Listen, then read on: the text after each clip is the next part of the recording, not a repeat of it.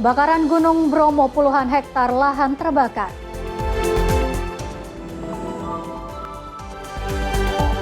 Presiden perintahkan perbaikan kualitas buku ajar. Drama penalti, Persebaya juara Piala Presiden 2026. Karyawan jatuh dari kapal tongkang ditemukan tewas.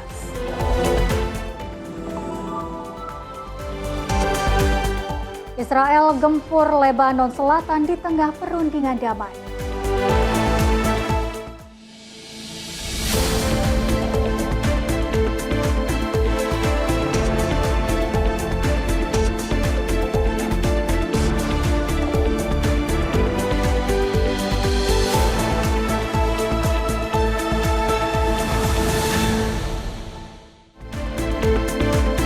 Halo, selamat pagi pemirsa. Senang sekali menyapa Indonesia Pagi kembali hadir menemani Anda dengan sejumlah informasi menarik baik dari dalam maupun mancanegara.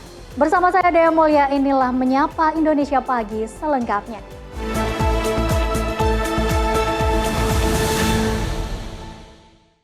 Informasi kami awali pemirsa, kebakaran hutan dan savana di kawasan Taman Nasional Bromo, Tengger Semeru, Jawa Timur memasuki hari ketiga pada Rabu lalu. Ratusan petugas dan relawan terus berupaya memadamkan api yang telah menghanguskan puluhan hektar lahan. Tim gabungan berjalan menyusuri lereng gunung untuk menjangkau titik-titik api yang masih membakar vegetasi kering. Proses pemadaman dilakukan menggunakan mobil tangki air, alat semprot portable, serta pemukul api guna mencegah kobaran meluas. Kebakaran yang terjadi sejak Senin itu dengan cepat menjalar ke kawasan savana dan hutan lindung. Akibatnya 3 jalur akses ditutup, serta dilakukan pembatasan aktivitas di sebagian kawasan wisata selama proses penanganan berlangsung. Petugas menyebut kondisi angin kencang dan medan vulkanik yang terjal menjadi kendala dalam upaya pemadaman. Meski demikian, hingga Rabu sore sebagian besar area yang terbakar berhasil dikendalikan, meski sejumlah titik api masih terpantau. Kita memasuki hari ketiga di mana petugas mulai melanjutkan pemadaman, dimulai dari kemarin melanjutkan tadi jam 6 pagi sampai jam 5:30 kita mulai pemadaman. Alhamdulillah udah mulai padam. Pihak Taman Nasional Bromo Tengger Semeru mencatat luas lahan yang terbakar mencapai sekitar 51 hektar.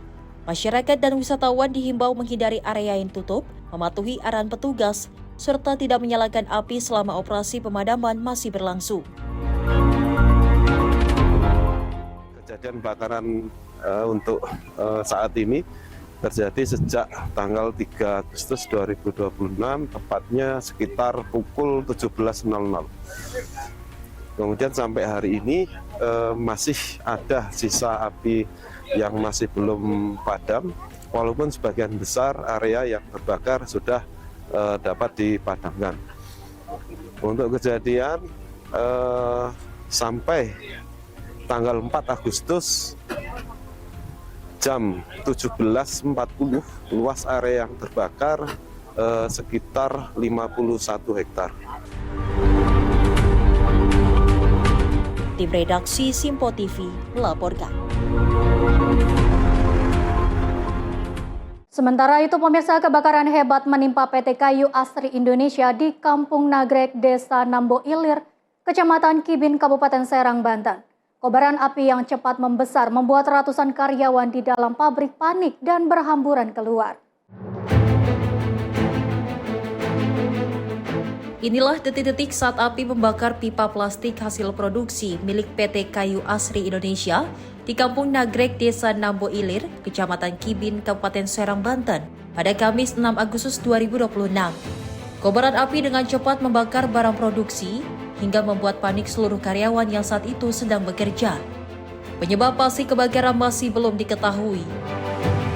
Kisaran jam 2 lewat sih. Penyebabnya apa? Penyebabnya nggak tahu ya, kurang tahu. Saya ngeliat asap doang sih. Yang kebakaran apa? Pipa. Pabrik apa? Pabrik Kayu Asri sih, PT Kayu Asri. Api makin membesar itu dalam jangka nggak ada 1 menit sih, dalam hitungan detik langsung.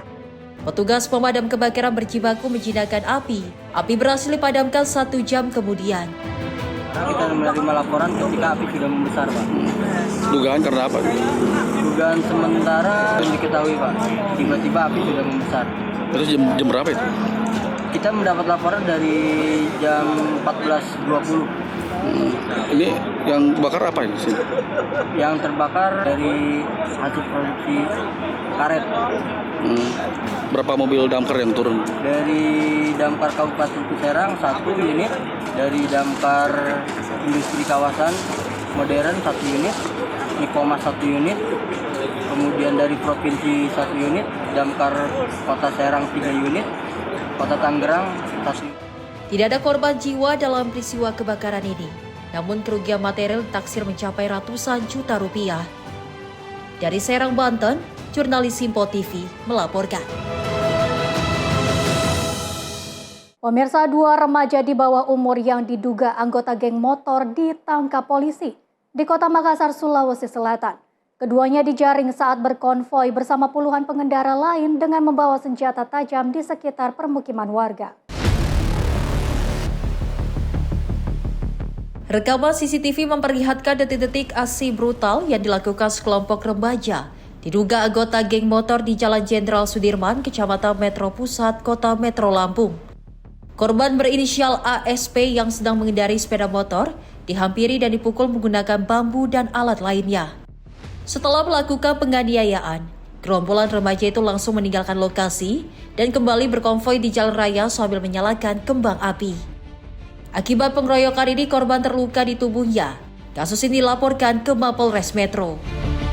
Korban ini sedang di perjalanan dan kemudian diserang oleh segerombolan yang diduga oleh adalah gangster, menyerang dengan menggunakan barang tumpul yaitu bambu, dan itu terekam oleh CCTV ya di lampu merah di salah satu kota metro. Ya, kalau dari korban sendiri itu kalau luka-luka pasti luka lebam, terus kemudian dia juga mengalami trauma yang membuat dia beberapa hari ini memang sudah tidak dapat melakukan aktivitas seperti biasanya. Polres Metro memeriksa sejumlah saksi serta mengidentifikasi para terduga pelaku berdasarkan rekaman CCTV dan keterangan yang diperoleh di lapangan. Dari Metro Lampung, jurnalis Simpo TV melaporkan. Sementara itu pemirsa, akibat tertinggal di atas sepeda motor, tas senilai 3 juta rupiah raib di parkiran minimarket di kawasan Mantijeron, Kota Yogyakarta. Petugas berhasil menangkap seorang pelaku yang merupakan residivis kasus pencurian berdasarkan rekaman CCTV di lokasi. Tim Opsnal Satuan Intelkam Polrestabes Makassar membuarkan puluhan anggota geng motor yang berkonvoi di Jalan Sungai Sadang Baru, Kota Makassar, Sulawesi Selatan. Polisi yang mencurigai pergerakan kelompok ini langsung melakukan pengejaran. Hasilnya 2 remaja berinisial D, usia 15 tahun, dan A, 17 tahun, berhasil diamankan dan menemukan senjata tajam jenis samurai dan anak busur panah yang sempat dibuang para pelaku. Berdasarkan hasil interogasi, kedua remaja asal Kabupaten Goa ini mengaku berada di Makassar untuk berkonvoi bersama kelompoknya. Mereka berencana menuju Jalan AP Petarani untuk melakukan penyerangan di permukiman warga. Saat tim patroli presisi Polresta Makassar, yaitu tim Trisula, melaksanakan patroli dan pemantauan di wilayah sekitar Kota Makassar, kemudian menemukan anak remaja yang mengendarai sepeda motor. Pada saat didekati, mereka melarikan diri sehingga dilakukan pengejaran dan dilakukan penangkapan. Oke, itu ada berapa orang yang berhasil diamankan? Yang berhasil diamankan ada 2 orang. Ini kemudian setelah penyisiran, apa ada yang ditemukan kemudian dan apakah bagaimana itu barang itu? Setelah dilakukan penyisiran di lokasi TKP, ditemukan beberapa senjata tajam, diantaranya ada senjata tajam samurai, ada panah busur yang didapat di sekitar lokasi di TKP tersebut. Ini masih dilakukan pemeriksaan kemudian apakah siapa yang punya barang tersebut kemudian? Dia masih dilakukan pemeriksaan dan diperkirakan dari kelompok mereka. Ini ada informasi kan bahwa mereka akan melakukan penyerangan di mana benar? Jadi sesuai dengan hasil interogasi, mereka akan melakukan penyerangan di wilayah Petarani. Kedua remaja beserta barang bukti diserahkan ke Posko Jatantras Polrestabes Makassar. Petugas masih memburu anggota geng motor lain yang melarikan diri. Dari Makassar, Sulawesi Selatan, jurnalis Simpo TV melaporkan. Pemirsa, seorang wanita diduga dilecehkan seorang pria menggunakan handphone di dalam minimarket di kawasan Pondok Aren, Kota Tangerang Selatan. Pelecehan terekam jelas kamera pengawas dan tersebar luas di media sosial. Rekaman kamera pengawas memperlihatkan seorang pria mengambil tas milik pengunjung yang tertinggal di atas sepeda motor di halaman parkir salah satu minimarket di kawasan Mantri Jeron, Kota Yogyakarta pada Minggu 2 Agustus 2026 sekitar pukul 1:20 waktu Indonesia Barat. Pelaku yang sempat masuk ke dalam minimarket tiba-tiba keluar dan langsung menghampiri motor korban. Dalam hitungan detik, tas berisi kartu identitas, ATM, dan uang tunai dengan total kerugian 3 juta rupiah berhasil digasak pelaku. Korban melaporkan kejadian ke Polsek Mantri Jeron. Berbekal rekaman CCTV dan hasil penyelidikan, polisi berhasil menangkap pelaku beserta barang bukti hasil curian. Rekaman jadi si korban ini datang ke minimarket, ya kan? Tasnya itu masih tergantung di sepeda motor, tinggal masuk untuk beli berdua baru diambil oleh tersangka. Tasnya itu isinya apa? Untuk dalam tas itu ada barang-barang berharga termasuk ada KTP, KTP, ada ATM, ada uang, ada sejumlah uang, ada charger, HP, itu saja di dalamnya. Namun demikian harga tas ini sekira 3 juta rupiah. Kalau uangnya senilai berapa? Uangnya kurang lebih 300.000 rupiah. Jadi kami perkirakan untuk total 4.800.000. Berarti cuma mengincar tasnya ya? Iya, betul demikian.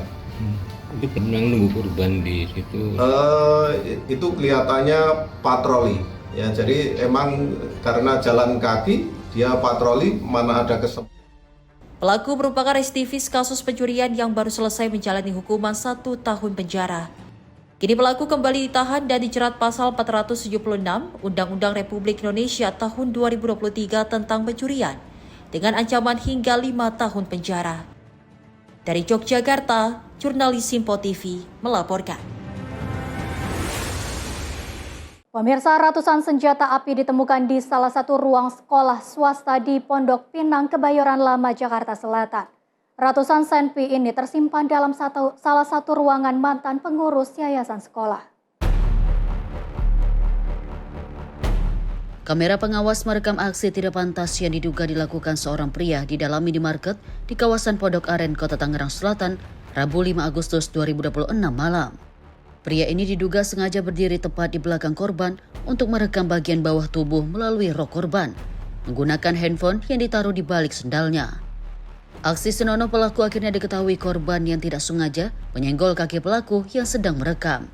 Kanit Reskrim Polsek Pondok Aren AKP Junaidi Salat pada Kamis 6 Agustus 2026 siang mengatakan saat ini korban belum membuat laporan resmi kepada petugas. Namun petugas tetap melakukan olah TKP, memeriksa rekaman CCTV dan menggali keterangan sejumlah saksi. Bahwa benar hari ini kami Polsek Pondok Aren melihat di sosial media ada seorang wanita diperlakukan kurang baik oleh seorang laki-laki. Lalu kami mengecek kebenaran video tersebut. Ternyata memang terjadi di wilayah Pondok Aren di salah satu supermarket. Dari kami atas kejadian tersebut kami melakukan penyelidikan. Lanjut kami bertanya kepada karyawan. Untuk saat ini proses dalam penyelidikan. Petugas mengimbau masyarakat kaum perempuan agar selalu meningkatkan kewaspadaan saat beraktivitas di tempat umum. Dari Tangerang Selatan, Banten, jurnalis Simpo TV melaporkan. Pemirsa, ratusan senjata api ditemukan di salah satu ruang sekolah swasta di Pondok Pinang, Kebayoran Lama, Jakarta Selatan. Ratusan senpi ini tersimpan dalam salah satu ruang mantan pengurus yayasan sekolah.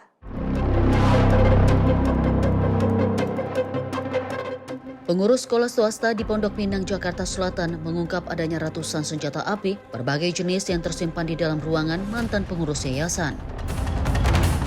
Sebanyak 995 yang ditemukan, diantaranya laras panjang, laras pendek, beserta amunisi dan aksesorisnya. Tidak hanya itu, dalam ruangan itu juga ditemukan narkotika dan CD porno. Hukum sekolah mengatakan ratusan CNP ini ditemukan pada 10 dan 11 Juli 2026 di bangker sekolah dan semuanya telah diserahkan ke Wasendak Polda Metro Jaya. Kami menyampaikan perkembangan terkait dengan penemuan senjata api, termasuk senjata api di dalamnya.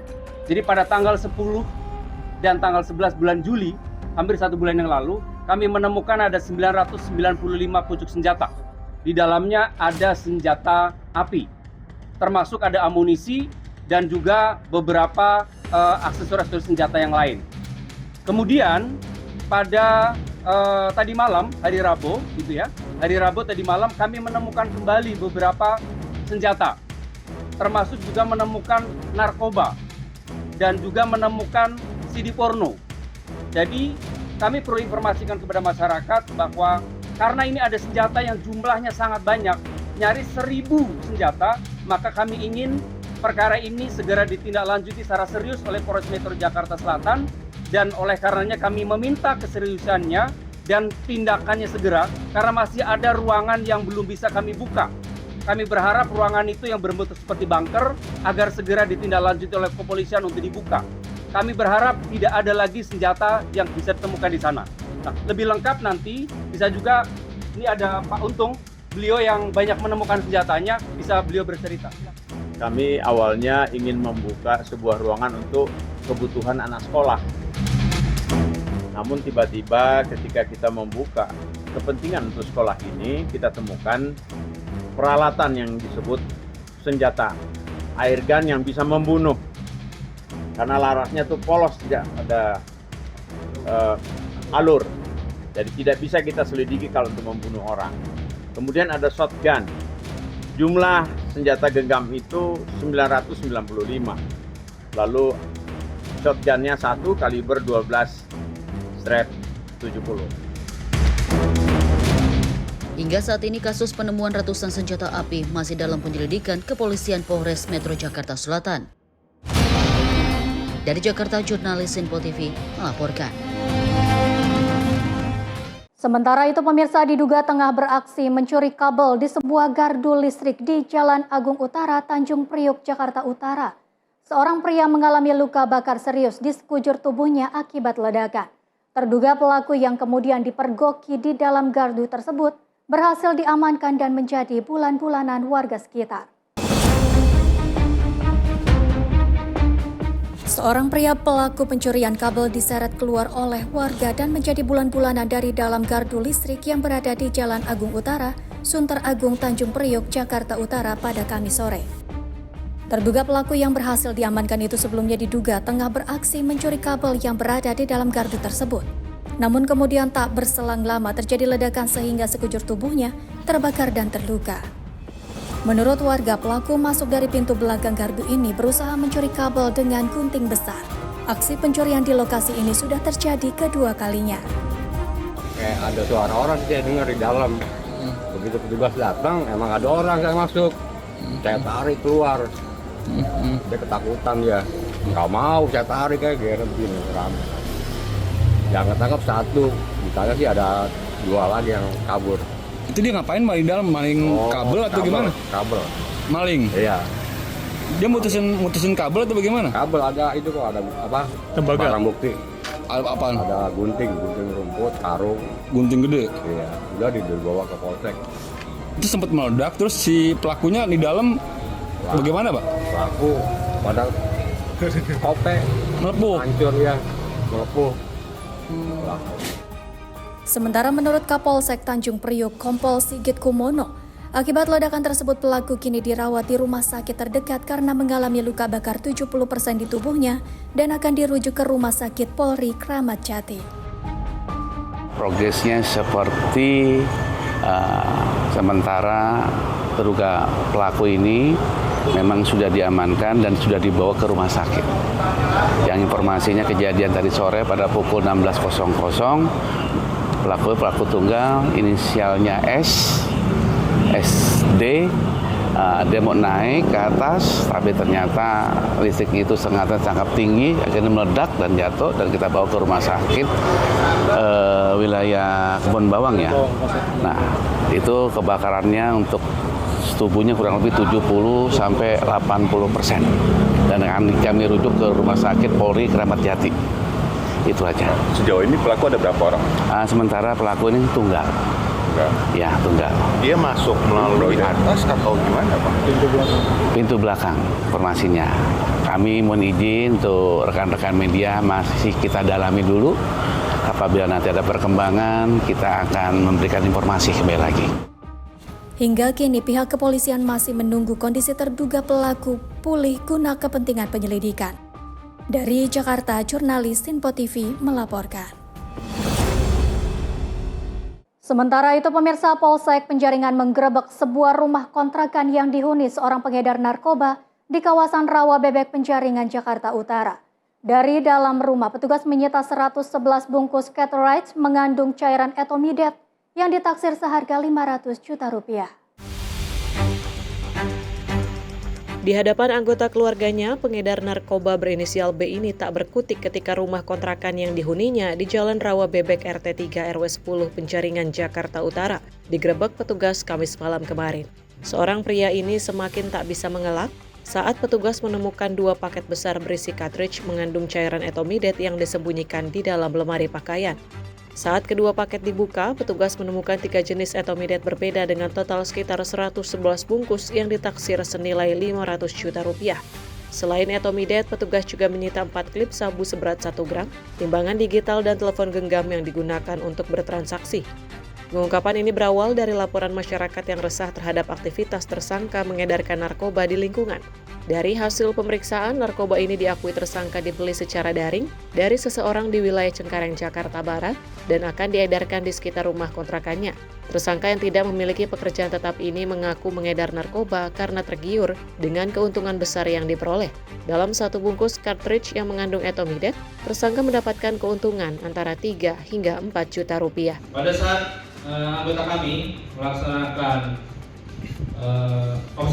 observasi wilayah, mendapatkan informasi di TKP, yaitu Jalan Rawa Bebek RT 3 RW 10 Kecamatan Penjaringan, Jakarta Utara, bahwa sering dijadikan tempat transaksi untuk penyalahgunaan narkotika. Didapatkan kembali 1 buah karpet warna hitam dan juga 1 buah kantong warna putih yang di dalamnya ternyata terdapat barang bukti ini, yaitu 80 bungkus cartridge etomidet juga dengan barang bukti etomidet yang lain. Untuk mempertanggungjawabkan perbuatannya, tersangka kini mendekam di tahanan Polsek Metro Penjaringan, Jakarta Utara. Polisi masih mendalami kasus ini dengan menelusuri dugaan keterlibatan jaringan lain yang terkait dengan aktivitas tersangka. Dari Jakarta, jurnalis Sinpo TV melaporkan. Kepolisian Polsek Kembangan Polres Metro Jakarta Barat membongkar 2 jaringan peredaran narkotika dan obat keras. Selain menangkap 2 pengedar dari 2 wilayah berbeda, polisi juga menyita sebanyak 75.000 butir obat keras dan psikotropika, 70 vape etomidet, serta 1 kilogram lebih narkoba jenis sabu yang siap diedarkan di wilayah Jakarta dan sekitarnya. Mendapati informasi dari masyarakat terkait adanya peredaran narkotika di kawasan Cengkareng, Polisian Unit Reserse Narkoba Polsek Kembangan Polres Metro Jakarta Barat melakukan penggerebekan di sebuah rumah yang dihuni seorang pengedar berinisial RRF di kawasan Cengkareng Timur, Jakarta Barat. Selain menangkap pelaku, dari dalam rumah polisi yang melakukan penggeledahan mendapati 1.000 gram lebih narkotika jenis sabu, 57 vape etomidet, alat pengemasan, timbangan digital, serta sejumlah telepon genggam. Dari pengungkapan ini, polisi kemudian mengembangkan kepada pelaku lainnya berinisial MS di wilayah Jelambar, Grogol, Petamburan. Dari lokasi, polisi kembali mendapati barang bukti, 13 vape etomidet, 75 butir obat keras berbagai jenis, berikut buku catatan penjualan serta telepon genggam. Berhasil melakukan penangkapan terhadap tersangka berinisial MS, 24 tahun, di wilayah Jelambar, Grogol, Petamburan. Dari tersangka, petugas berhasil mengamankan 13 vape etomidate, 8.400 butir tramadol, 34.500 butir tirek peridil, 31.000 butir heximer, 980 butir aprazolam, 300 butir mercy rikiona, serta 100 butir mercy diazepam. Berikut juga buku catatan transaksi dan telepon genggam yang berhasil diamankan. Guna penyelidikan lebih lanjut, kedua pengedar narkotika dan puluhan ribu obat keras tersebut kini masih menjalani pemeriksaan intensif di Mapolsek Kembangan dan terancam dijerat pasal berlapis Undang-Undang Kesehatan dan Narkotika dengan hukuman maksimal seumur hidup. Dari Jakarta, jurnalis Info TV melaporkan. Pemirsa, Presiden perintahkan perbaikan kualitas buku ajar. Informasi selengkapnya usai jeda. Tetaplah bersama Info TV.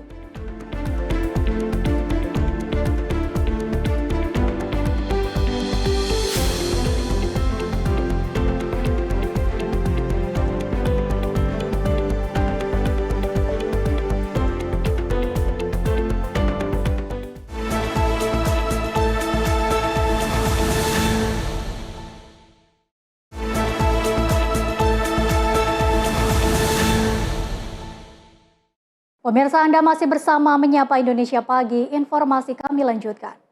Pemirsa, pemerintah terus mematangkan langkah pembaruan buku ajar nasional sebagai upaya memperkuat fondasi pendidikan dan sumber daya manusia Indonesia.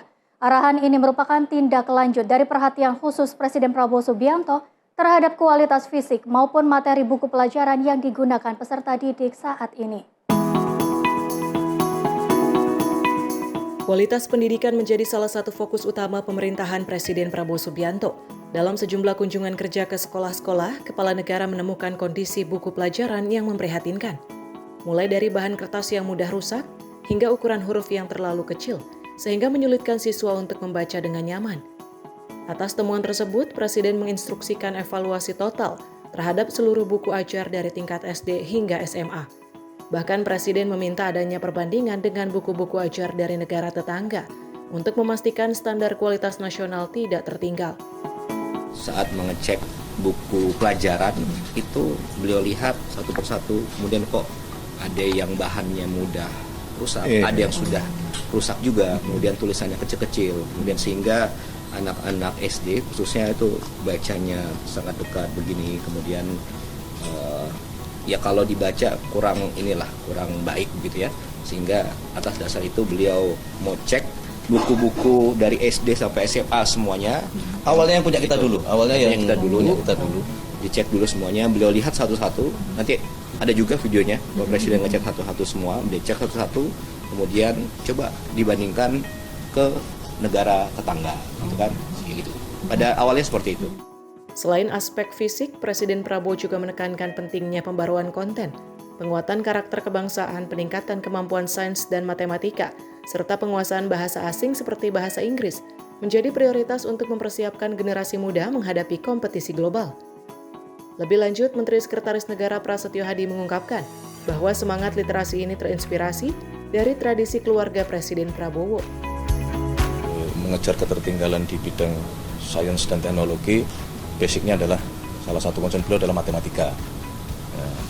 Yang ketiga, untuk menghadapi kompetisi global, salah satu concern beliau adalah mengenai kemampuan berbahasa asing, salah satunya adalah bahasa Inggris.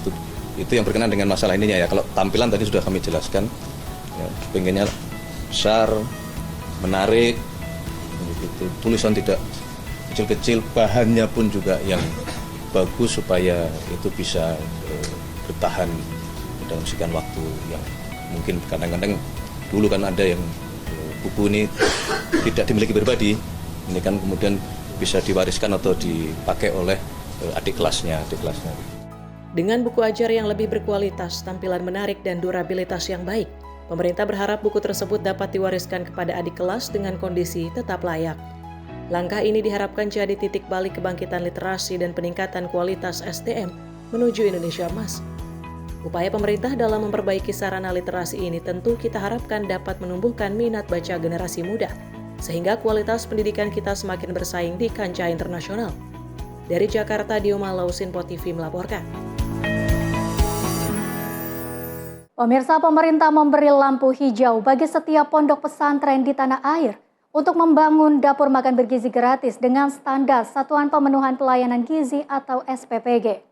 Meskipun demikian, pemerintah mewajibkan pondok pesantren terus memiliki lebih dari 1.000 santri agar dapat mengelola dapur MBG secara mandiri.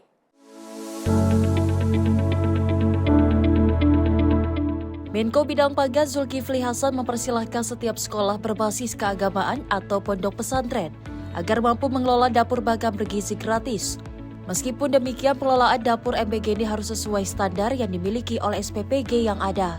Zulhas menyebut pondok pesantren diberi pengelolaan dapur MBG apabila memiliki jumlah santri lebih dari 1.000 orang.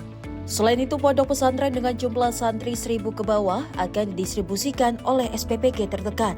Hal ini disampaikan Zulhas usai memimpin rapat koordinasi terbatas bersama sejumlah pemangku kepentingan terkait di kantor Kemenko Pangan pada Kamis siang. Dan hari ini juga tadi sudah diputuskan pondok-pondok atau sekolah berbasis keagamaan dan yang boarding ya, yang di atas 1.000 ke atas mereka boleh bikin dapur tapi standar SPPG gitu. Kalau di bawah itu dia harus ikut SPPG yang terdekat. Untuk memudahkan.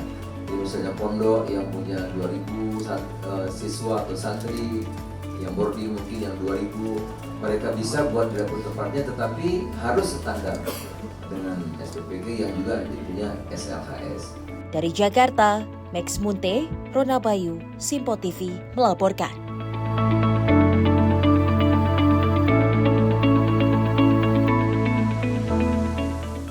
Sementara itu, pemirsa, Menteri Pendidikan Dasar dan Menengah meninjau langsung sejumlah sekolah di Pulau Miangas, Kabupaten Kepulauan Taulat, Sulawesi Utara. Kunjungan ke wilayah perbatasan Indonesia-Filipina ini menegaskan komitmen pemerintah dalam memeratakan akses dan kualitas pendidikan hingga daerah terluar.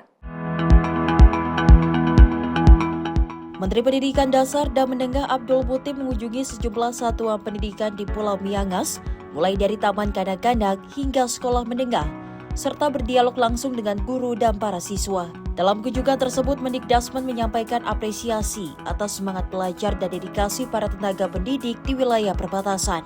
Menurutnya, hal itu menumbuhkan optimisme terhadap masa depan pendidikan Indonesia. Saya merasa ada energi baru, ada semangat baru dan optimisme bahwa ke depan Indonesia akan menjadi negara yang hebat, menjadi negara yang berdaulat, dan ini semua adalah satu bukti nyata bahwa dengan kebijakan-kebijakan Bapak Presiden, arahan Bapak Presiden, insya Allah semua pendidikan sekolah kita perbaiki dan kita optimistis akan mampu untuk mendidik generasi Indonesia yang unggul. Kunjungan ini juga menjadi bagian dari upaya pemerintah memastikan program peningkatan sarana dan prasarana pendidikan menjangkau wilayah terluar Indonesia. Kehadiran Menteri disambut antusias oleh para siswa. Mereka menyampaikan rasa syukur atas perbaikan fasilitas sekolah yang membuat proses belajar menjadi lebih nyaman. Terima kasih pada Bapak Presiden yang sudah merubah sekolah kami. Kami sekarang sangat bahagia. Sekali lagi terima kasih Bapak. Walaupun di perbatasan tetap semangat. Tim redaksi Sinpo TV melaporkan. Pemirsa, Kemnaker perluas akses kerja bagi penyandang disabilitas melalui pelatihan dan kemitraan dengan dunia usaha. Langkah ini dilakukan untuk meningkatkan daya saing sekaligus mendorong terciptanya ekosistem ketenagakerjaan yang lebih inklusif. Kementerian Ketenagakerjaan terus memperluas akses kerja bagi penyandang disabilitas melalui pelatihan kompetensi dan penguatan kemitraan dengan dunia usaha. Hal itu disampaikan Menteri Ketenagakerjaan Yasirli saat mengunjungi Balai Perluasan Kesempatan Kerja atau BPKK Kendari, Sulawesi Tenggara pada Rabu 5 Agustus 2026. Dalam kunjungannya, Menaker meninjau program pelatihan yang membekali peserta dengan keterampilan sebelum memasuki dunia kerja.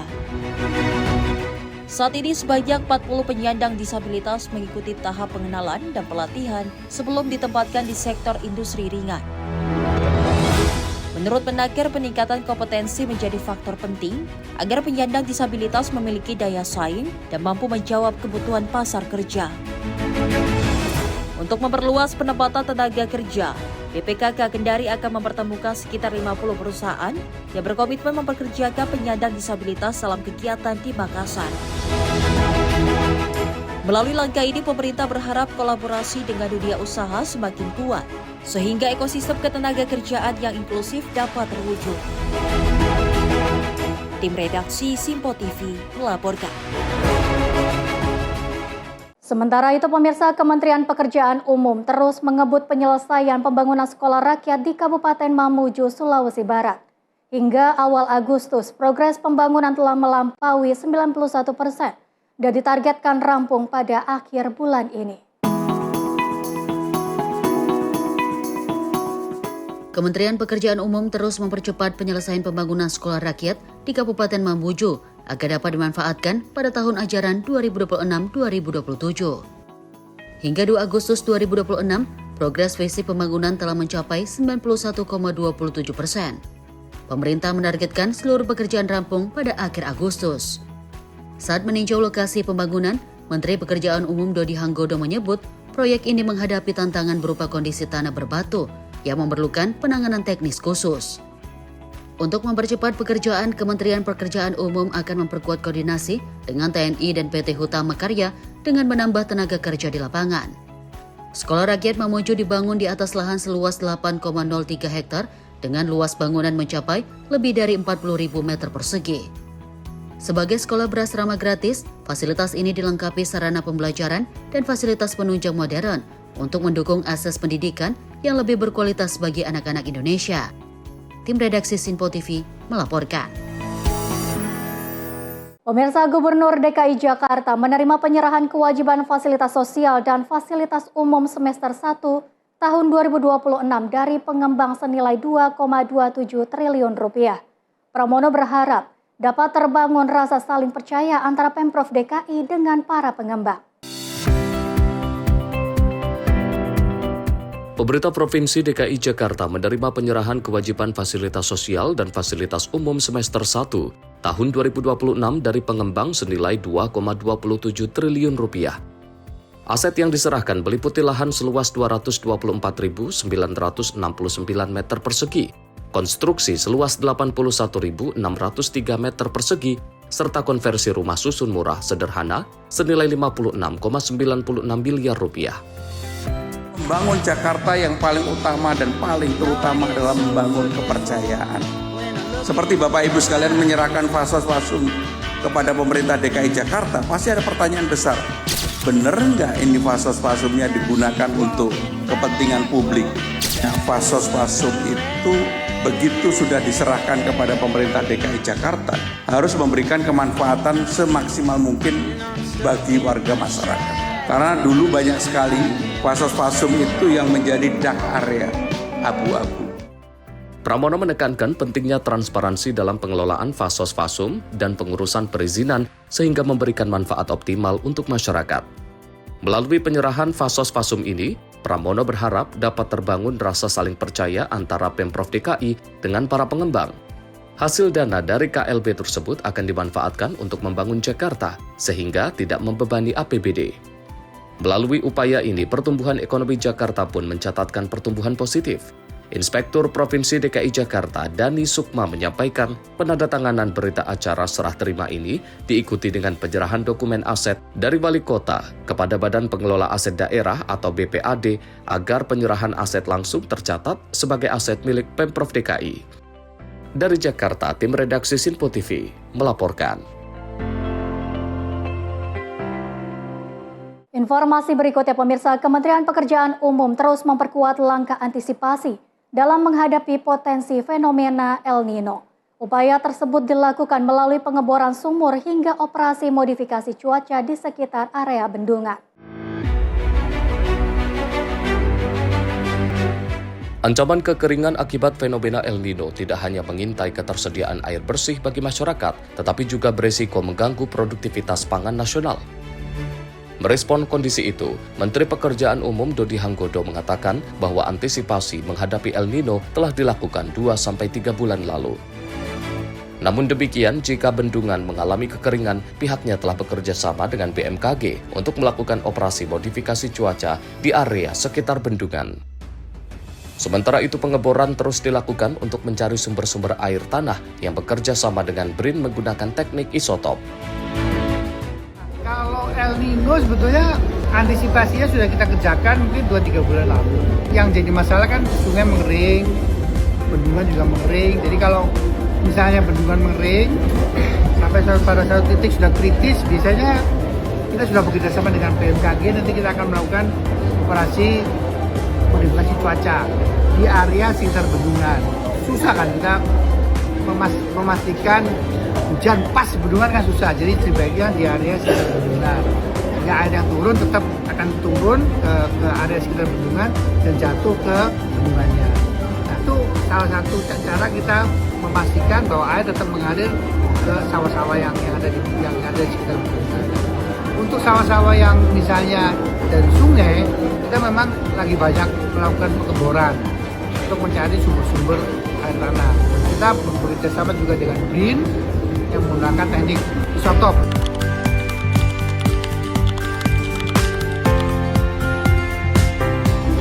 El Nino itu yang paling berat di Jawa ya. Kebetulan Jawa ini lumbung padi nasional pula. Tim redaksi Sinpo TV melaporkan.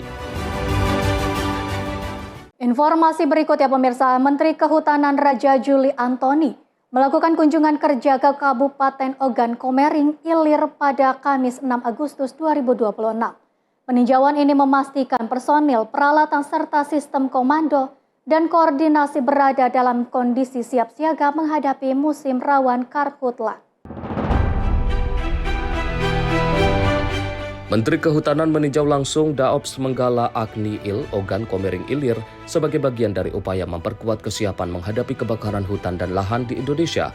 Peninjauan ini memastikan personel, peralatan, serta sistem komando dan koordinasi berada dalam kondisi siap siaga menghadapi musim rawan karhutla. Dalam kunkernya, Menteri Kehutanan menyampaikan pemerintah siap melindungi warga dari kebakaran hutan dan lahan yang terjadi saat ini di musim kemarau. Perintah Bapak Presiden Prabowo Subianto clear, pemerintah siap melindungi warga negara kita dari ancaman kebakaran hutan dan lahan. Dalam kesempatan ini, Menteri Kehutanan juga meninjau perkembangan pembangunan Forest and Land Fire Management Center, pusat pengendalian kebakaran hutan dan lahan yang akan memperkuat deteksi dini, pemantauan koordinasi, serta respon cepat terhadap potensi karhutla. Dengan kolaborasi teknologi dan sumber daya manusia yang andal, Kementerian Kehutanan terus memperkuat langkah nyata untuk melindungi hutan Indonesia. Karena menjaga hutan bukan hanya melindungi pepohonan, tetapi juga menjaga kehidupan, udara bersih, dan masa depan generasi mendatang. Tim redaksi Sinpo TV melaporkan. Pemirsa, pemerintah menyiapkan sejumlah langkah untuk meningkatkan kualitas sumber daya manusia Indonesia. Di antaranya melalui pembangunan sekolah unggulan dan kerjasama dengan universitas terbaik dunia. Presiden Prabowo Subianto menegaskan peningkatan kualitas sumber daya manusia menjadi salah satu prioritas pemerintah melalui penguatan pendidikan riset dan penguasaan ilmu pengetahuan serta teknologi. Upaya tersebut dilakukan untuk mencetak generasi yang mampu bersaing di tingkat global. Dalam arahannya kepada jajaran BRIN di Istana Negara pada Rabu 6 Agustus, Presiden Prabowo mengatakan pemerintah tengah menyiapkan sekolah unggulan berkurikulum internasional bakalaureat yang juga akan menjaring siswa terbaik dari seluruh Indonesia agar dapat bersaing dan melanjutkan pendidikan ke perguruan tinggi kelas dunia. Bangsa yang mampu menguasai sains dan teknologi, bangsa itu akan maju dengan pesat. Kuncinya adalah sains dan teknologi. Saya ingin perbaiki semua sekolah, dari fisik. Kita juga membangun sekolah-sekolah unggulan untuk anak-anak terpinter bisa kita seleksi, nanti dia kejar universitas-universitas terbaik di dunia. Di sekolah unggulan ini kita pakai kurikulum International Baccalaureate, IB.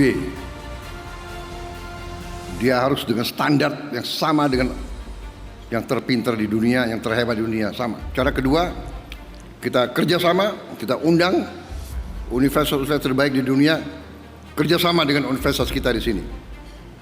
Entah joint, entah KSO, entah. Jadi kita ada dua cara. Tapi ini investasi jangka panjang. Selain itu, pemerintah juga akan mengundang universitas-universitas terbaik dunia untuk bekerjasama dengan perguruan tinggi di Indonesia melalui berbagai bentuk kemitraan. Menurut Presiden Prabowo, langkah tersebut merupakan investasi jangka panjang untuk meningkatkan mutu pendidikan nasional. Tim redaksi Sipo TV melaporkan.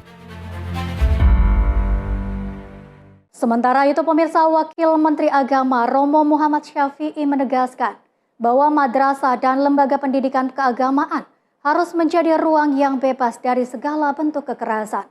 Wamenak menilai setiap peserta didik berhak belajar dan suasana yang aman, nyaman, dan terlindungi.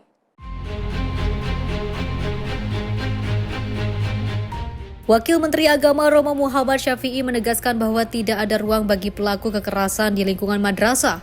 Menurutnya, setiap peserta didik berhak belajar dalam suasana yang aman, nyaman, dan terlindungi. Karena itu, Wamenak menginstruksikan kepada Kepala Kantor Wilayah Kementerian Agama Provinsi DKI Jakarta untuk memimpin secara masif upaya pencegahan segala bentuk kekerasan di seluruh madrasah di DKI Jakarta, mulai dari Raudatul Atfal, Madrasah Ibtidaiyah, Madrasah Sanawiyah, hingga Madrasah Aliyah. Ia juga meminta agar seluruh madrasah mensosialisasikan aplikasi manajemen aduan anti kekerasan atau AMAN sebagai kanal resmi pelaporan. Menurutnya, setiap peserta didik harus mengetahui haknya untuk memperoleh perlindungan, memahami saluran pengaduan yang tersedia, serta mengetahui kemana harus melapor apabila mengalami atau menyaksikan tindakan kekerasan. Syaitan iblis yang berbaju manusia tidak peduli dengan masa depan anak-anak. Padahal dia punya anak. Kalau ada yang masuk bersimpati, Bapak keluar dari sekolah ini. Presiden mengatakan, kalau kalian mau tahu bagaimana masa depan Indonesia ke depan, lihat bagaimana kalian memperlakukan anak-anak hari ini. Makanya ada Gernas Rana itu, Pak. Gerakan Nasional Ramah dan Nyaman Anak. Saya menginstruksikan kepada Kepala Kantor Kementerian Agama Provinsi DKI, Pak Adib, untuk memimpin gerakan masif pencegahan kekerasan apapun di seluruh madrasah yang ada di DKI, baik RA, MI, MTS maupun Madrasah Aliyah, yang membuat informasi aplikasi manajemen aduan anti kekerasan atau disingkat AMAN sebagai kanal resmi pelaporan kekerasan. Pastikan setiap peserta didik mengetahui haknya untuk mendapatkan perlindungan dan mengetahui kemana melapor ketika dia mengalami atau menyaksikan kekerasan. Tim redaksi Sipo TV melaporkan. Drama penalti Persebaya juara Piala Presiden 2026. Informasi selengkapnya usai jeda, tetaplah bersama Menyapa Indonesia Pagi.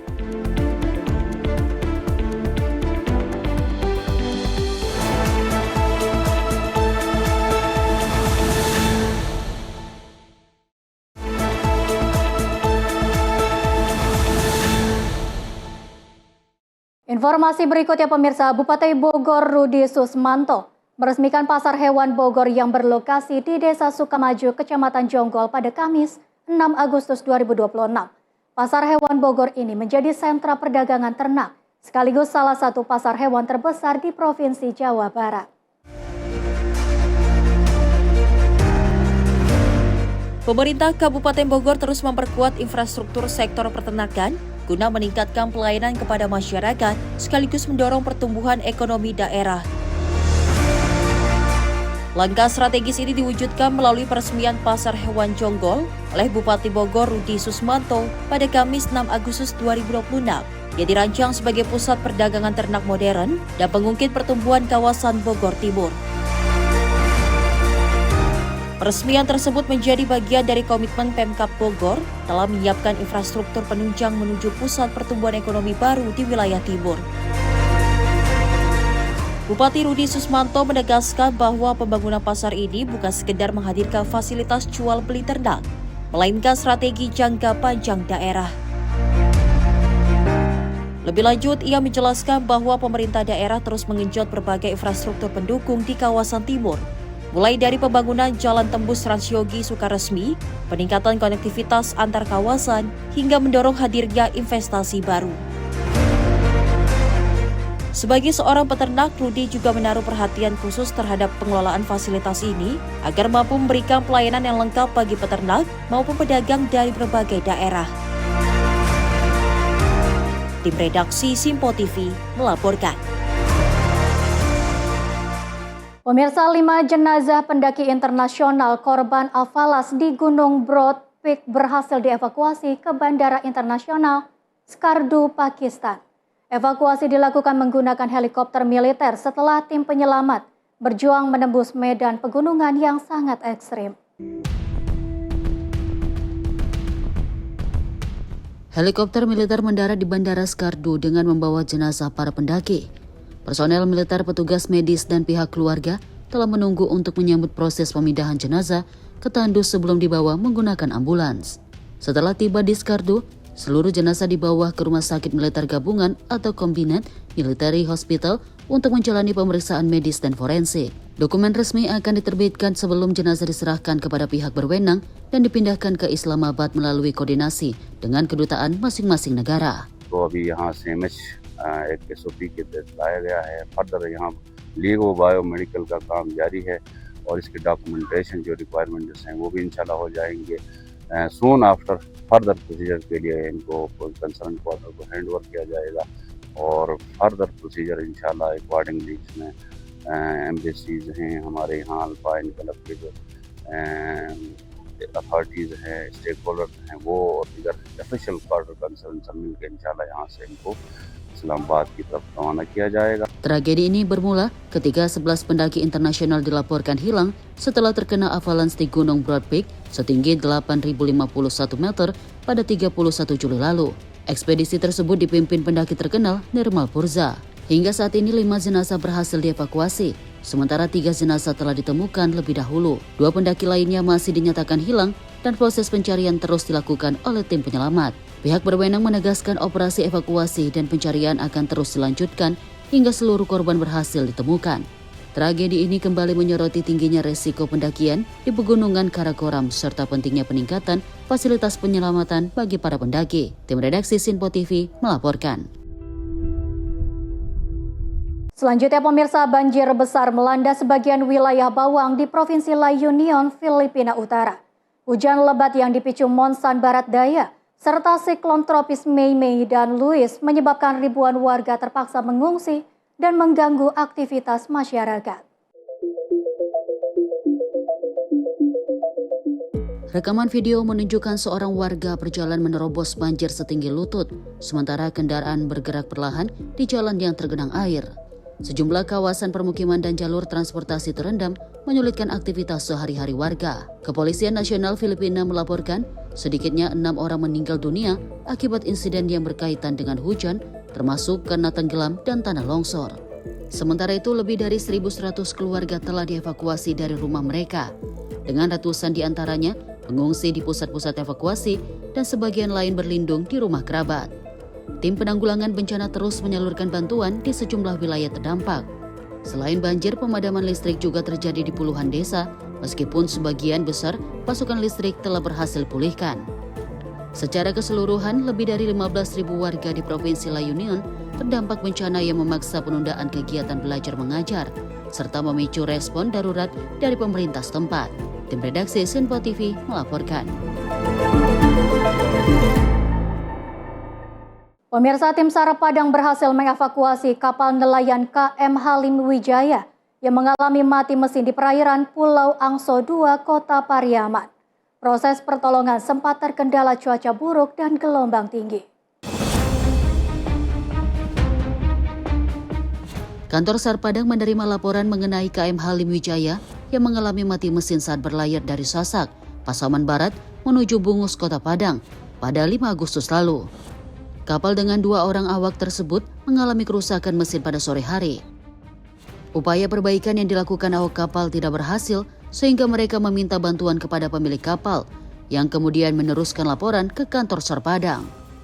Menindaklanjuti laporan tersebut, tim SAR segera mengerahkan KN SAR Yudhistira menuju lokasi kejadian. Namun dalam perjalanan tim terpaksa kembali ke Pelabuhan Bungus karena cuaca buruk disertai badai dan gelombang mencapai 3 meter yang membahayakan pelayaran. Setelah kondisi cuaca membaik pada dini hari, operasi pencarian dan pertolongan kembali dilanjutkan dengan mengerahkan KN SAR Yudhistira dan Rigid Inflatable Boat untuk mempercepat proses evakuasi. Berkat upaya tim SAR, KM Halim Wijaya berhasil dievakuasi dengan selamat dan seluruh awak kapal berhasil ditolong tanpa korban jiwa. Tim redaksi Sinpo TV melaporkan.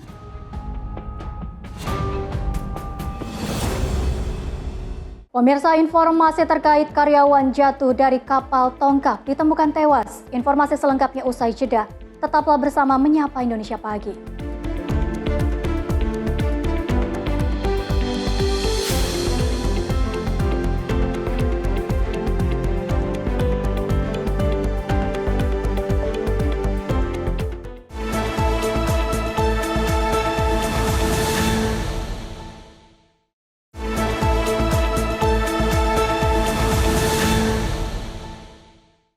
Pemirsa, Anda masih bersama Menyapa Indonesia Pagi, informasi kami lanjutkan.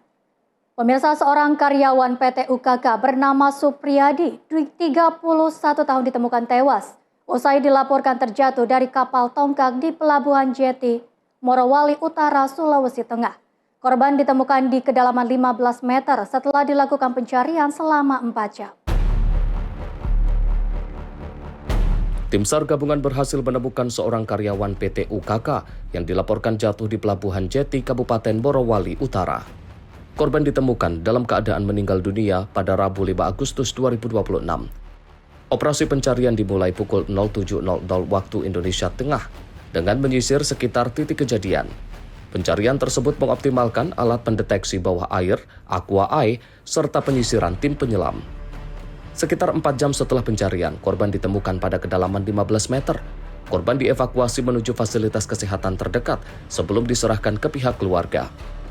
Diketahui korban bernama Supriyadi, 31 tahun, melakukan pengecekan kemiringan tongkang pada Selasa 4 Agustus 2026. Seorang saksi sempat memanggil korban untuk kembali ke depan tongkang, namun tidak mendapatkan respon. Setelah dicek oleh rekan korban, ditemukan helm dan sepatu mengapung di air dan belum kembali sampai sore. Tim redaksi Sinpo TV melaporkan. Sementara itu, pemirsa, seorang supir truk terjepit di dalam kabin setelah terlibat kecelakaan dengan truk lainnya di Jalan Raya Singaraja, Gilimanuk, Desa Panyabangan, Kecamatan Gerogak, Buleleng. Tim SAR gabungan menggunakan peralatan ekstrikasi untuk mengeluarkan korban dari kabin truk yang ringsek. Kecelakaan lalu lintas melibatkan 2 kendaraan di Jalan Raya Singaraja, Gilimanuk, Desa Panyabangan, Kecamatan Gerogak, Kabupaten Buleleng pada Kamis 6 Agustus 2026.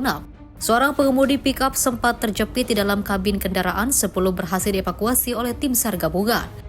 Korban diketahui bernama Kadek Budi Artawan, 42 tahun, yang merupakan pengemudi mobil pick-up Isuzu Traga dengan nomor polisi DK8466 VZ. Diketahui kecelakaan bermula saat kendaraan pick-up yang dikemudikan Kadek Budi Artawan melaju dari arah Gilimanuk menuju Singaraja. Dari arah berlawanan datang truk Hino Wingbox bernomor polisi DK8947BW yang dikemudikan Kadek Wartika, 59 tahun. Dugaan sementara kecelakaan terjadi akibat kelalaian pengemudi truk Wingbox yang kurang berhati-hati. Pengemudi diduga dalam kondisi mengantuk sehingga kendaraan mengambil jalur terlalu ke kanan dan masuk ke arah kendaraan dari lawan. Akibat benturan tersebut, pengemudi pickup mengalami luka dan sempat terjepit di dalam kabin kendaraan. Sementara pengemudi truk Wingbox dan juga penumpang pickup dalam kondisi selamat. Tim redaksi Sinpo TV melaporkan. Pemirsa, banjir yang melanda Kota Padang akibat curah hujan tinggi menyebabkan sejumlah permukiman dan fasilitas umum tergenang serta dipenuhi material lumpur. Dalam upaya mempercepat pemulihan, Prajurit TNI bersama warga turun langsung untuk membersihkan masjid di Kampung Anau, Kecamatan Kuranji. Banjir yang melanda sejumlah wilayah Kota Padang akibat tingginya curah hujan menyisakan endapan lumpur dan material di berbagai fasilitas umum termasuk rumah ibadah. Untuk mempercepat proses pemulihan, prajurit Yonif TP 897 Singgalang bersama personil Kodim 0312 Padang dan masyarakat setempat melaksanakan karya bakti pembersihan Masjid Tiguwo Kampung Anau, Kecamatan Kuranji, Kota Padang. Prajurit TNI dan warga bergotong royong membersihkan lumpur, sampah, serta berbagai material yang terbawa arus banjir dan menumpuk di lingkungan masjid. Kegiatan yang dipimpin oleh Letnan Infanteri Ferdi Syahputra Budiman menjadi bentuk kepedulian TNI dalam membantu masyarakat mempercepat pemulihan fasilitas umum yang terdampak bencana. Pembersihan dilakukan agar masjid dapat segera kembali digunakan oleh warga untuk beribadah dan melaksanakan berbagai kegiatan keagamaan seperti semula. Kehadiran prajurit TNI di tengah masyarakat juga memberikan semangat dan motivasi bagi warga untuk bersama-sama bangkit dari dampak bencana yang melanda wilayah mereka. Aksi gotong royong ini menjadi bukti nyata sinergi antara TNI dan masyarakat dalam menjaga kepedulian sosial serta memperkuat semangat kebersamaan untuk memulihkan kehidupan warga pasca banjir. Ciana Bila, Simpo TV melaporkan. Pemirsa, pasca ditemukan ratusan senjata api, amunisi, narkoba, dan VCD porno, kegiatan belajar mengajar di Sekolah Harapan Ibu Pondok Pinang, Kebayoran Lama, Jakarta Selatan berjalan normal. Pihak sekolah membantah adanya ekstrakurikuler menembak dan hasil investigasi internal mantan IWD yang memilikinya.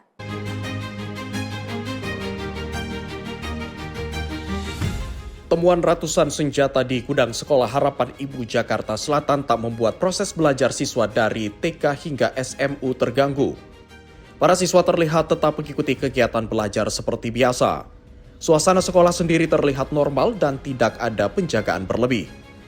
Menurut kuasa hukum pihak yayasan sekolah, kegiatan belajar tetap berjalan seperti biasa.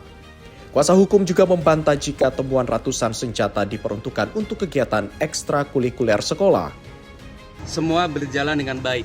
Kegiatan belajar mengajar berjalan dengan baik, tidak terjadi gangguan apapun di sekolah. Karena memang ketika proses kami melakukan pembongkaran ruangan itu dilakukan di luar jam pendidikan, di luar jam sekolah. Jadi waktunya itu dilakukan di acara sore hari, jadi sekitar jam 5 sampai malam. Sehingga tidak ada gangguan apapun terhadap anak-anak di dalam proses belajar mengajar. Sebenarnya teman-teman ketahui juga, hari ini baik-baik saja, semua berjalan dengan baik. Ramai sebelumnya temuan ratusan senjata di sebuah gudang sekolah hingga akhirnya dilakukan penggeledahan. Temuan ratusan senjata tersebut juga terkuak usai adanya polemik antara pengurus yayasan lama dan baru. Dari Jakarta Selatan, jurnalis Info TV melaporkan.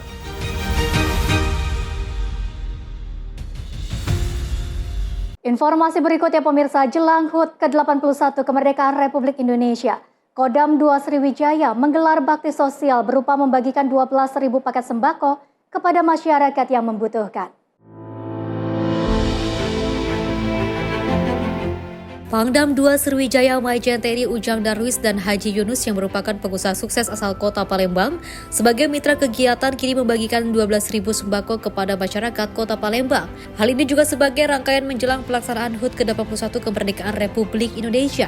Kegiatan ini dilakukan secara serentak di sejumlah wilayah yang dipusatkan di markas Kesdam 2 Sriwijaya, Benteng Kuto Besak Palembang dan ikuti secara virtual melalui video conference di 7 titik koramil diantaranya Kecamatan Sako, Lemabang, Makrayu, Pelaja, Kamboja, dan juga Kertapati.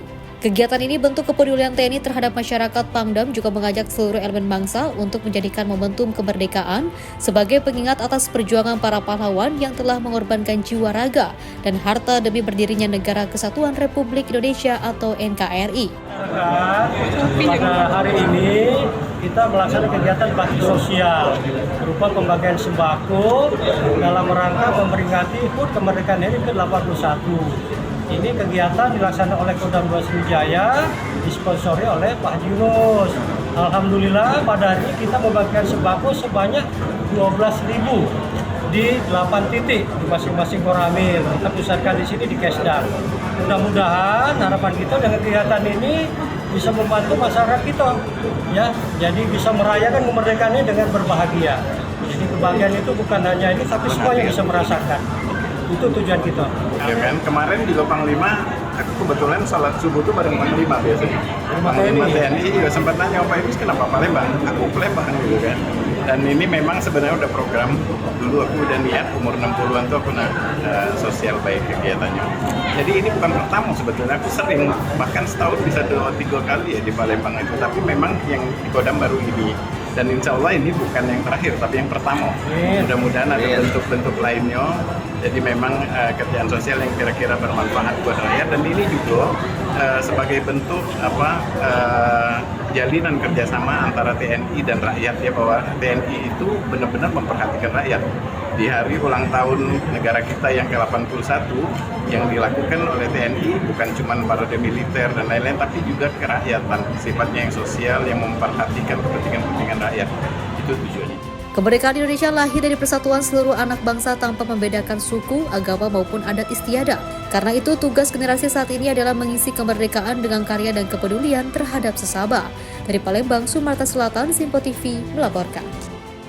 Pemirsa, Direktorat Reserse Narkoba Polda Metro Jaya berhasil menggagalkan upaya distribusi narkotika jenis ganja seberat 3,4 kg yang diduga dikirim dari Sumatera Utara menuju Jakarta untuk siap edar. Dalam pengungkapan ini, polisi mengamankan 2 orang terduga pelaku, salah satunya masih berstatus anak di bawah umur.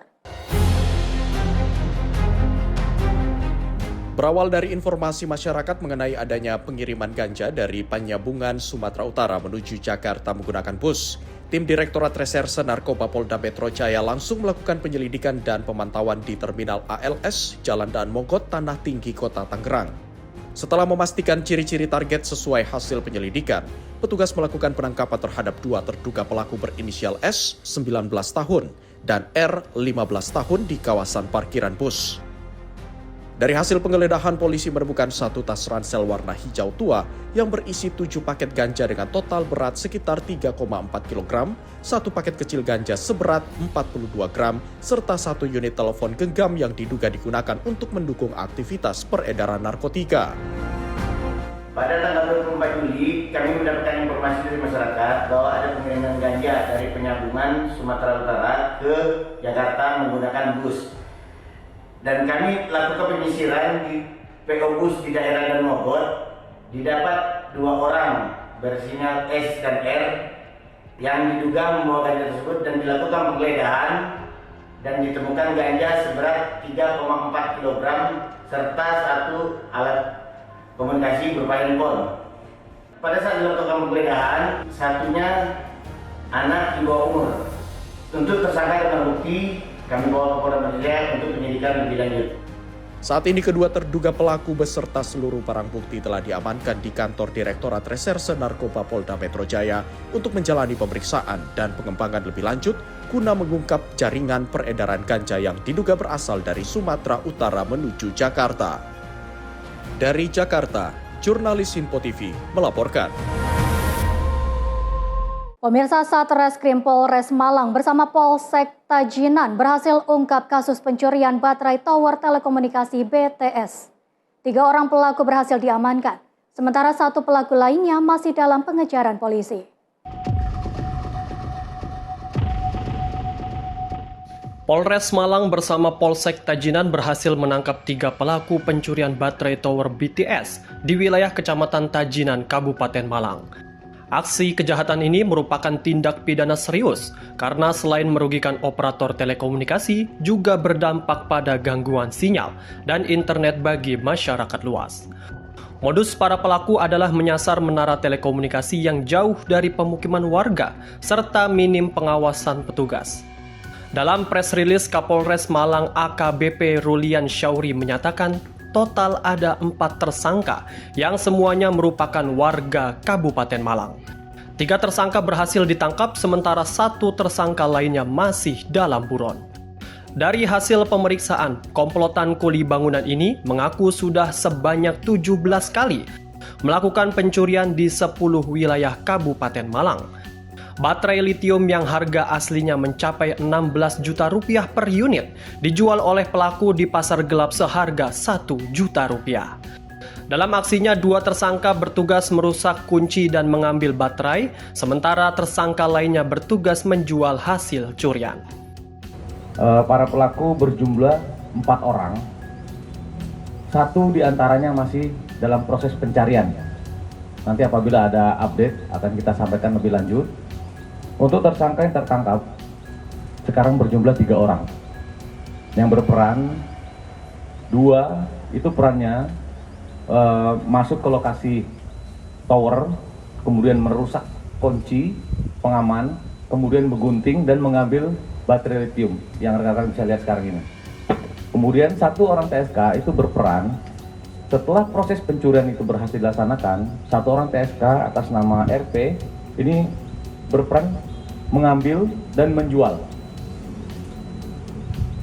Untuk TKP itu berjumlah 17 TKP yang dilaksanakan di ada 8 kecamatan di Kabupaten Malang.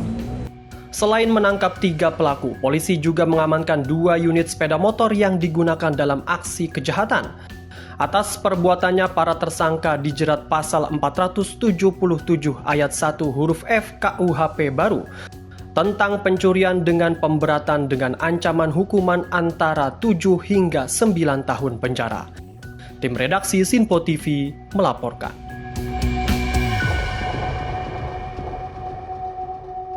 Informasi berikutnya pemirsa, menjelang peringatan Hari Ulang Tahun Republik Indonesia ke-81, permintaan bambu untuk pemasangan bendera merah putih dan umbul-umbul mulai meningkat. Dalam 2 pekan terakhir, sejumlah pengepul bambu di Kabupaten Lebak, Banten bahkan mengaku kebanjiran pesanan.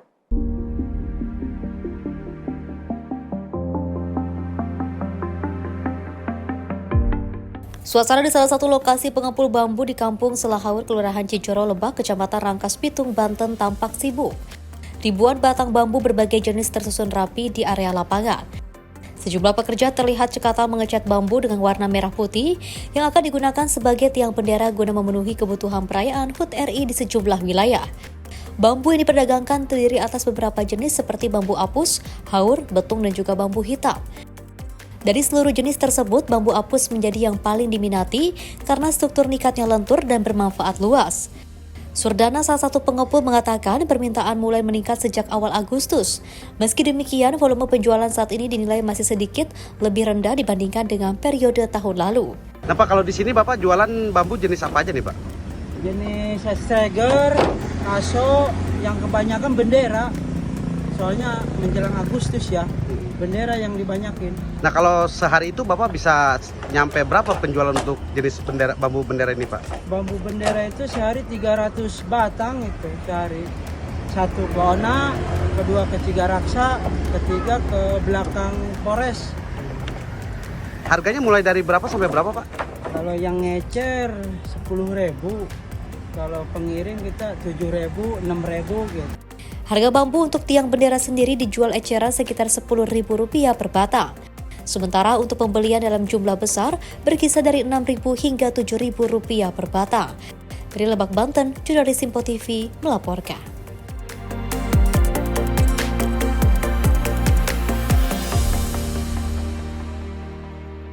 Pemirsa, ratusan warga menyambut pesepeda asal Republik Demokratik Kongo Miguel Nasaisa saat tiba di kota Kinshasa.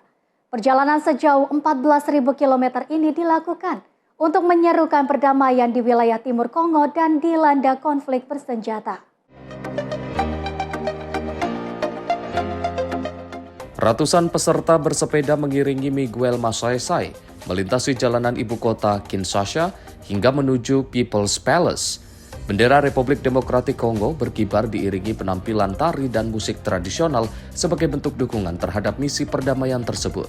Perjalanan Miguel dimulai dari kota Goma pada 1 Mei lalu dan akan berlanjut hingga Rabat, Maroko. Selama perjalanan, ia akan melintasi 17 negara Afrika dengan misi menyuarakan perdamaian, persatuan, dan semangat bagi generasi muda Afrika. L'initiative de Miguel est une initiative vraiment parfaite parce qu'il a utilisé un moyen d'être beaucoup plus en contact avec la population. Et en étant avec la population, il a passé un message fort sur la paix au pays.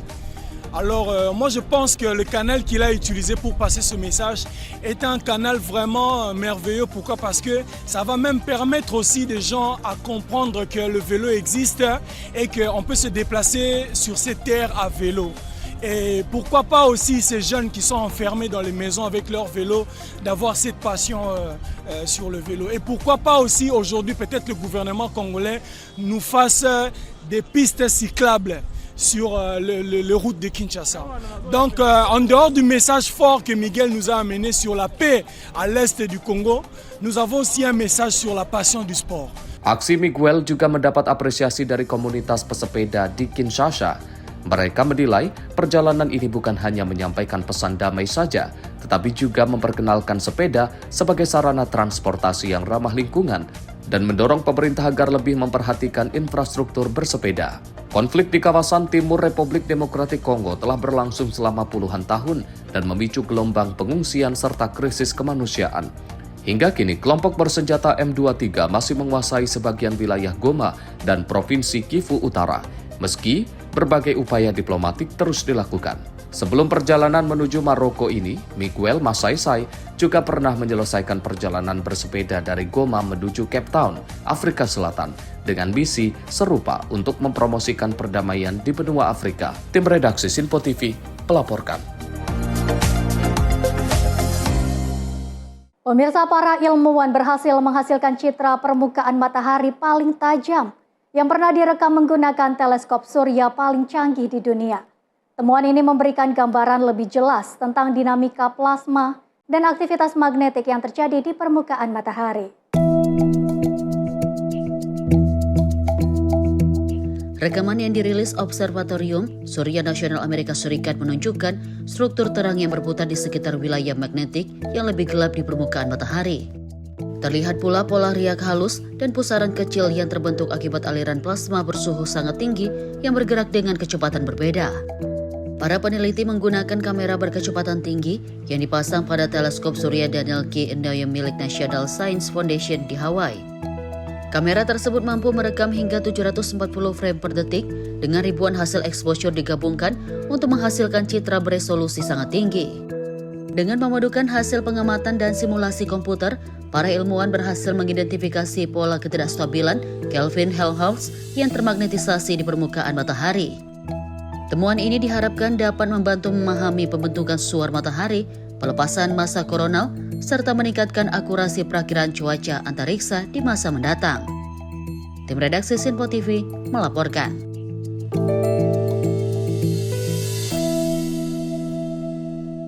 Pemirsa, Israel gempur Lebanon Selatan di tengah perundingan damai. Informasi selengkapnya usai jeda. Tetaplah bersama Sinpo TV.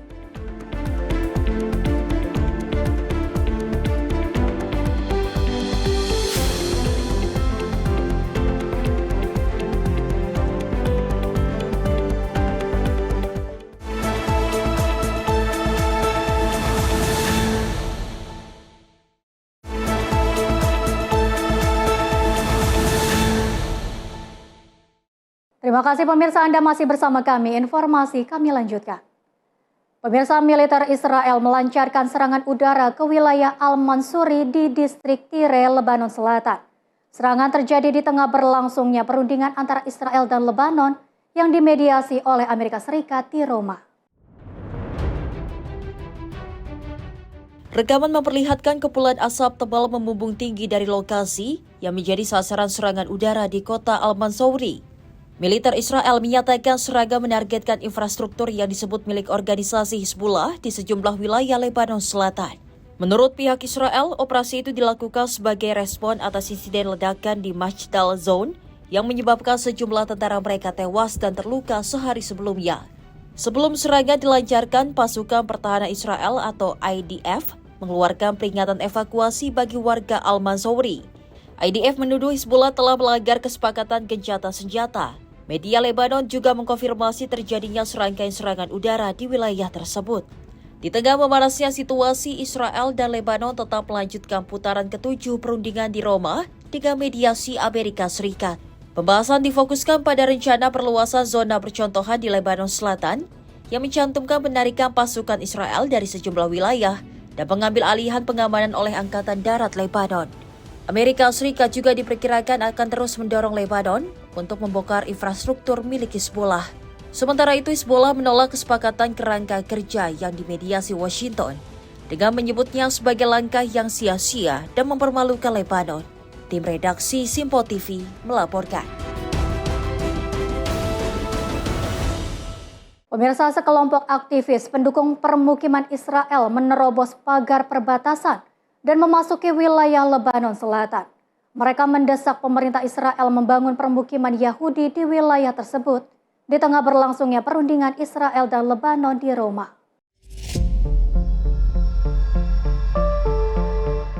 Rekaman memperlihatkan sejumlah keluarga pemukim melintasi pagar perbatasan dan berjalan di ladang serta kawasan perbukitan di wilayah Maisat, Lebanon Selatan. Salah satu peserta aksi menyatakan mereka datang dari Tel Hai dan menyebut seluruh kawasan pegunungan di Lebanon Selatan merupakan bagian dari tanah yang mereka klaim sebagai milik orang Yahudi. Mereka juga menuntut pemerintah Israel mengizinkan pembangunan permukiman di sepanjang sungai Hasbani dan wilayah sekitarnya.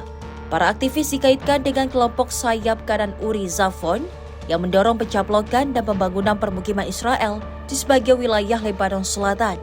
Kelompok tersebut mengklaim anggotanya berada di wilayah Lebanon selama beberapa jam. Meski klaim itu belum dapat diverifikasi secara independen. Peserta aksi lain menyatakan puluhan anak muda dan keluarga datang untuk mendirikan permukiman baru. Mereka berpendapat pembangunan permukiman menjadi satu-satunya cara untuk menjamin keamanan di wilayah tersebut. Militer Israel menyatakan sekitar 15 warga sipil merusak pagar perbatasan sebelum menyeberang ke Lebanon. Pasukan militer dan polisi perbatasan kemudian mengembalikan mereka ke wilayah Israel dan menyerahkan mereka kepada pihak kepolisian. Media Israel melaporkan polisi berupaya memperpanjang masa penahanan 11 peserta aksi, termasuk 6 anak di bawah umur. Insiden ini terjadi saat pasukan Israel masih menguasai sebagian wilayah Lebanon Selatan. Pada saat yang sama, perwakilan Israel dan Lebanon tengah melanjutkan perundingan dengan mediasi Amerika Serikat di Roma untuk membahas penarikan pasukan, pengaturan perbatasan, dan pemulihan kewenangan pemerintah Lebanon di wilayah selatan. Tim redaksi Simpo TV melaporkan. Sementara itu, pemirsa, operasi militer Israel di kamp pengungsi Kolandia, utara Yerusalem memasuki hari kedua. Kehadiran pasukan dan kendaraan lapis baja memicu ketegangan, serta mengganggu aktivitas warga di kawasan tersebut. Personil militer Israel terlihat berpatroli di sejumlah jalan kamp pengungsi Kolandia. Pasukan memeriksa kendaraan dan menghentikan warga yang melintasi kawasan tersebut. Seorang pemilik toko, Abu Eyad al-Syawamrah, mengatakan tokonya dirobohkan oleh pasukan Israel pada pagi hari. Menurutnya 6 toko hancur, termasuk beberapa yang disewakan kepada penyewa. الساعة 7 الصبح هدوه هنا أول في وجه الله شو بدنا نعمل اللي من الله منيح 6 محلات في مستأجرين 25 عيلة قطعوا رزقتهم لا بدهم يعطوا رخص ولا بدهم يعطوا شيء وممنوع تحط طب أرضك ملكك حرام. Militer Israel menyatakan operasi ini bertujuan menumpas aktivitas terorisme, menegakkan hukum, dan menangkap orang-orang yang masuk dalam daftar pencarian. Sementara itu, kantor berita Palestina Wafa melaporkan sejumlah toko di dekat pos pemeriksa militer Kolandia turut dirobohkan. Jalan utama di kawasan tersebut juga ditutup sehingga lalu lintas lumpuh. Bulan Sabit Merah Palestina menyatakan sedikitnya 10 orang mengalami luka dalam bentrokan. Mereka juga menuduh pasukan Israel menghalangi petugas medis menjangkau sebagian korban.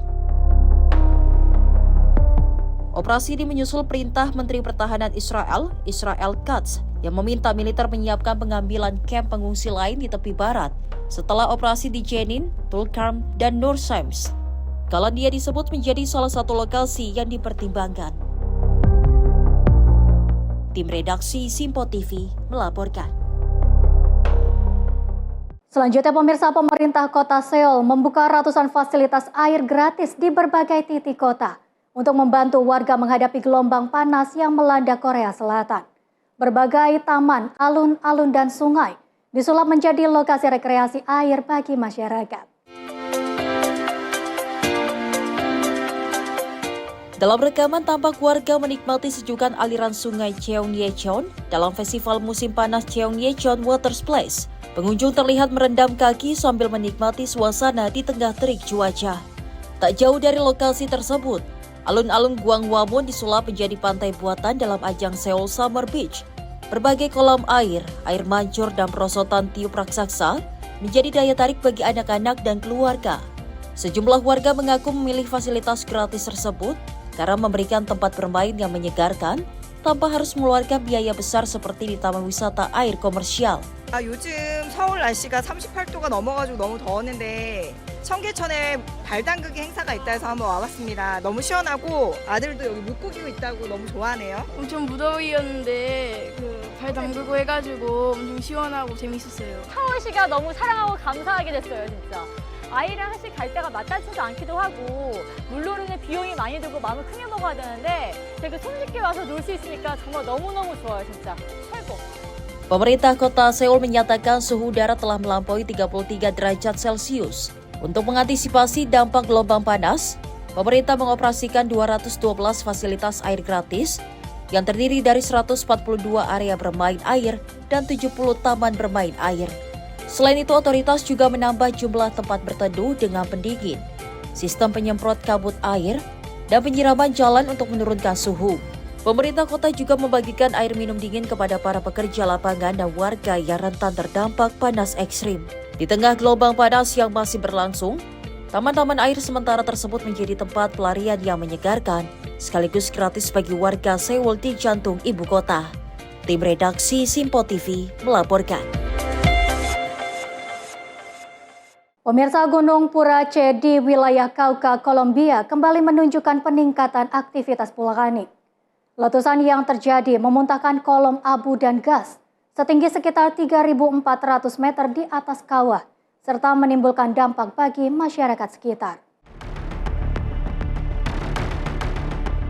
Semburan abu dan gas vulkanik tampak membumbung tinggi dari kawah Gunung Purace. Warga melaporkan terdengar suara gemuruh keras disertai hujan abu yang turun di sejumlah permukiman. Otoritas meteorologi menyatakan suhu udara yang tinggi, kondisi cuaca kering dan angin dari arah selatan berpotensi memperluas penyebaran abu ke kawasan permukiman di sekitar gunung. Hujan abu juga dilaporkan mulai mengganggu aktivitas pertanian. Para petani mengaku hasil panen stroberi terus tertutup abu vulkanik sehingga harus dibersihkan berulang kali. Kondisi ini menyebabkan penurunan hasil panen sekaligus menambah beban pekerjaan. Todos los días uno lava la fresa, pongamos uno la lava, pero al otro día amanece lo mismo, está muy cargada de ceniza, estamos perdiendo el fruto, toca que estar lavando, más trabajo y nos está afectando. Para cosechar también la salud, nos afecta bastante las matas y el agua, pues que también está poca para poder estar lavando. Selain merugikan sektor pertanian, masyarakat setempat menyebut dampak erupsi juga mulai terlihat pada kesehatan warga dan hewan ternak.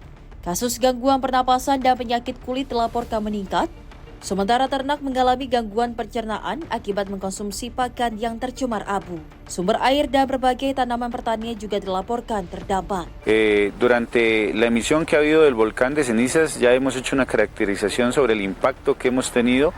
De las 17 veredas, 36 grupos comunitarios, tenemos identificados 5 veredas, cerca de 11 grupos comunitarios donde pues la gente vive y tiene sus cultivos de pan coger, su ganado, sus fuentes también donde consume el agua, y pues tenemos esa afectación en todo sentido de la contaminación. El páramo también, parte de la montaña, todo está gris, y pues como vemos y podemos notar también el aire está pesado pues por el tema de los gases que emanan del volcán Purace.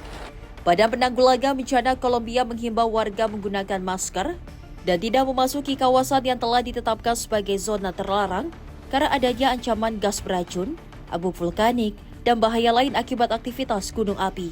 Sementara itu, status siaga merah terhadap potensi kebakaran hutan masih diberlakukan di lebih dari 30 wilayah administratif di kawasan Cauca. Tim redaksi Simpo TV melaporkan. Selanjutnya pemirsa, 2 astronot NASA melakukan misi berjalan di luar Stasiun Luar Angkasa Internasional atau ISS. Misi ini dilakukan untuk meningkatkan sistem kelistrikan stasiun menjelang pemasangan panel surya baru.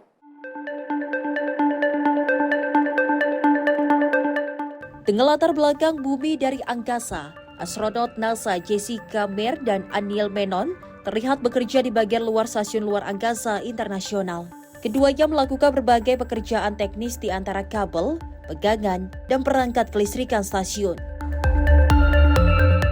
Kedua astronot keluar dari modul Quest pada pukul 12.35 GMT. Misi berjalan di luar angkasa ini diperkirakan berlangsung selama 6,5 jam.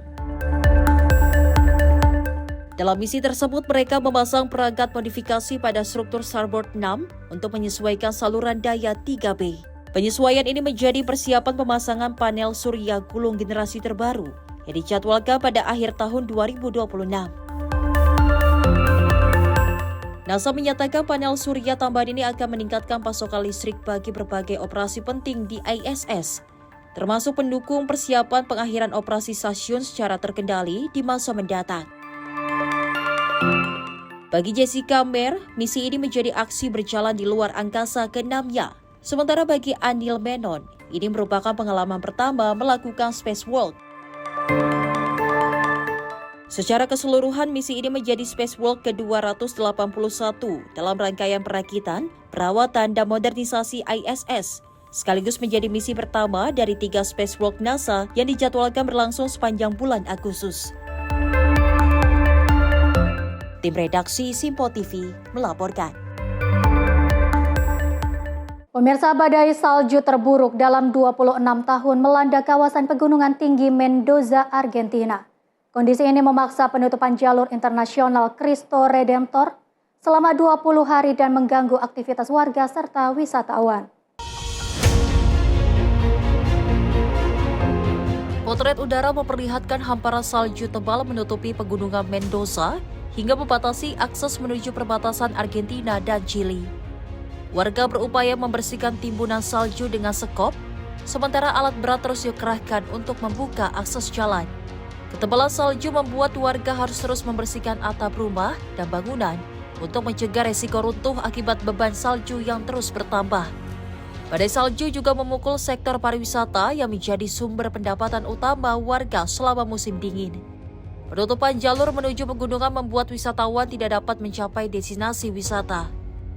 Otoritas setempat juga telah mengevakuasi lebih dari 30 warga dari kawasan yang terdampak paling parah. Namun sebagian penduduk memilih tetap bertahan di tengah timbunan salju sambil terus membersihkan rumah mereka dari tumpukan salju yang kian menebal. Esta nevada histórica porque hace 26 años que no nevaba tanto así como ahora. La última vez que nevó un poco más o menos fue en el 2002, que nevó más o menos 1,5 metros, 2 metros. Y ahora, bueno, ahora es mucho más, algo inesperado. Meski demikian, sebagian wisatawan tetap datang untuk menikmati pemandangan salju. Sementara itu, otoritas setempat menghimbau masyarakat untuk menunda perjalanan yang tidak mendesak ke kawasan pegunungan. Petugas pun terus berupaya membuka akses jalan dan menjamin keselamatan pengguna jalan selama kondisi cuaca ekstrim masih berlangsung. Tim redaksi Simpo TV melaporkan. Informasi berikutnya pemirsa, Presiden Amerika Serikat Donald Trump menjadi sorotan saat secara spontan mencegah seorang balita yang hampir meninggalkan panggung dalam sebuah acara di Las Vegas. Momen tersebut terjadi ketika Trump mengundang sebuah keluarga naik ke atas panggung untuk menyapanya. Rekaman video menunjukkan Donald Trump mengundang Sandra, seorang pelayan kasino, bersama suaminya Brad dan anak-anak mereka naik ke panggung. Saat Sandra menyampaikan ucapan terima kasih, salah satu balita mereka tiba-tiba berjalan menuju tepi panggung. Melihat hal tersebut, Trump segera bergerak dan menghampiri balita itu untuk mencegahnya terjatuh.